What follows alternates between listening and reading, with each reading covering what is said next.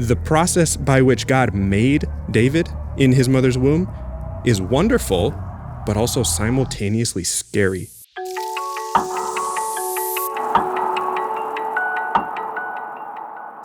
What about verse 14? I mean, we see this on mugs, T-shirts, and people print this verse everywhere. We should know what it means. What does it mean when he writes, I will give thanks to you, for I am fearfully and wonderfully made, in verse 14? Yeah, verse 14, I think it's a little bit similar to verse 5, back up in stanza 1, in that it's often interpreted in a feel-good way and about how wonderful we are.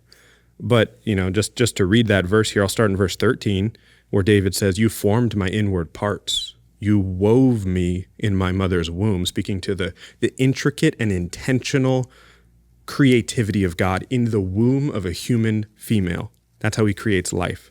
And then he says, I'll give thanks to you. This is the verse you're asking about. I'll give thanks to you, for I'm fearfully and wonderfully made. Wonderful are your works. And my soul knows it very well. So, fearfully and wonderfully made, I think that the Hebrew grammar there points to the fact that it's not the product of the making that is fearful and wonderful. It's the process of the making that's fearful and wonderful. And so what I mean by that is that David is not communicating that he himself, having been woven and formed in the mother's womb, is wonderful or fearful. In fact, what he's talking about is the process by which God made David in his mother's womb is wonderful, but also simultaneously scary, almost. Fearful, fear-inducing, trepidating. Because he realizes the immense power that Yahweh has over his creation.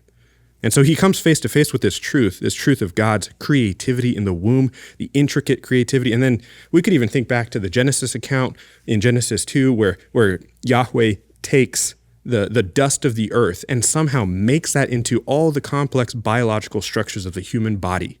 And we often think of that as just sort of magical in our Sunday school goggles that we have on. But just stop for a second and think about that. Yeah. How did God take dust, which he just created, by the way, not long before that, and turn it into a human body? I tell you right now, it wasn't macroevolution. It was intricate and intentional sovereign creativity. And so David's meditating on that and realizes, whoa, this is so wonderful, but also fearful.